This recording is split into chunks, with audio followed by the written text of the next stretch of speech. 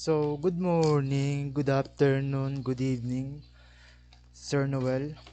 In this video is gagawa ako ng create a program that will output a Fibonacci sequence up to a specific term by the user. So, let's start. So, naglagay na ako dito ng enter the term of in the Fibonacci sequence, which is hindi naman kailangan na masyadong paliwanag yan. And ito ang ating papaliwanag. So, we need to declare int a equals to 0. So, nandito yan kung bakit 0. So, magiging value daw ni a is 0. Ito. Yan. I-zoom ko lang. Yan. Then, semicolon. Then, int b is equals to 1. Then, semicolon. Kung makikita nyo naman dito is yung value daw ni b is 1. So, then, yun, int c. Hindi yan to. Yan ay 0. So, baka kayo nagtataka kung bakit yan naging 1 kasi pinag-plus ko na yan. At malalaman natin sa formula. So, lagay tayo ng for. Unang statement natin is I equals to 0. Which is ito. Then, yan, meron na, diretso na. So, initialization, condition, and operation, and or update ng tawag ng iba. Pero sa akin, operation. So, i-type ko muna para yung mga formula. So, A plus B plus B. Yan. Then, mag-hold na ngayon ng value ni tawag dito. Ni A ay si B na. Ay ang mag-hold ng value ni B ay si A. Then, ang mag-hold ng value ni C ay si B. Parang nagkakaroon sila ng loop. Then, dito tayo magagawa ng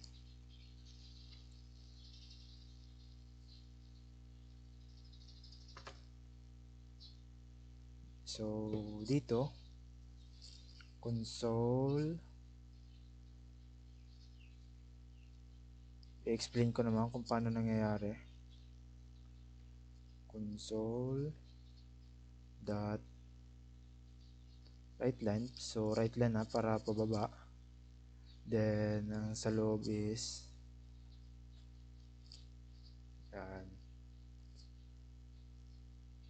Tanggalin natin yung C. So, sa loob, maglalagay tayo ng bracket, then lagay natin yung A. So, yung A lang ang lalabas na number. Then, ilalagay natin dito is $sign para gumana yung, para mabasa yung nasa bracket. Okay, let's start. So, i-explain ko yan kung paano nangyayari. So, lagay natin is 5, yan. Kung makikita nyo naman, 1 plus 1 equals 2. 1 plus 2 equals 3. 2 plus 3 equals 5. So, 5 yan. 1, 2, 3, 4, 5. So, gumana yung code natin. So, i-explain ko kung paano nangyayari to. Sinanda ko na yung notepad. Ito. So, alam naman natin, ang value ni I ngayon is 0. Ito, nandito.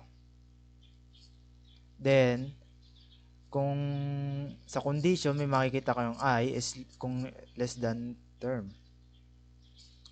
So, ang value ngayon ni I ay 0. So, kung 0 daw ay less than 5, so true. So, true yan kasi tama naman yung kanyang true. So, pag nag-true, magpiprint siya ng 0 plus 1 equals 1. So, kaya naging sagot dito sa terminal, ang dami. So, kaya naging sagot dito sa terminal, pag nag siya ng 1. So, hindi ko na nalagyan ng 1 plus 1 na Then, so, ito na. Pagkatapos ng isang loop, ang ibig sabihin ng I increment, yung I, dadagdagan niya ng value. So, ngayon, yung I equals to 1 na. So, kung yung I is less than term, so, sa second loop na tayo, then I less than 5, so, true. Kasi, tama naman. Kung pag nag-true yan, magpiprint ulit siya ng bago. Yan, ito na i-explain ko kung paano nangyayari Fibonacci sequence. So, ang sagot ni C is, kung ano magiging sagot ni C is yung A plus B. Kung makikita nyo dito, A plus B equals to C. So, 0 plus 1 equals 1. Yan na. So, ito na ngayon nangyari. So, ang mag-hold ngayon ng value ni B, ito, ay si A na. So, mangyayari dito, ayun o, makikita nyo, A equals B. So, mangyayari dito, magpiprint dito, 1 plus 1 plus, tapos, ang mag-hold na daw ng value ni C ay si B. So, alam naman natin ang value ni C ngayon is naging 1 kasi pinag-plus natin. So, 1 equals 2. Yan. So, uulit lang yun ang uulit. So, nag-increment ulit. Naging 2 na yung value ni I. Kung si 2 by less than 5, so true. Then, magpiprint ulit yan. So, mag-hold na ngayon ng value ni B, ay ni B nga, ay si A. So, ang value ni B ngayon is 1. So, magpiprint yan dito ng 1. Then, plus. So, ang value ngayon ni C, ang mag-hold na daw ng value ni C is si B. So, ang value ngayon ni C is 2. So, dito, magiging ano na yan? Magiging 2 na yan. So, equals 3. So, ito ay equals 3. 3 is less than 5 is equals true. Then, ang mag-hold na ngayon ng value ni B is si A. So, magiging 2 na yan. Then, plus, ang mag-hold na ngayon ng value ni C is si B. So, ito yung magiging 3 na. So, pag pinag-plus yan, dalawang yan, magiging 5. Alright. So, yan lang. Magigets naman yan. Madali lang yan. Basic lang yan. So, yun lang. Tapos na.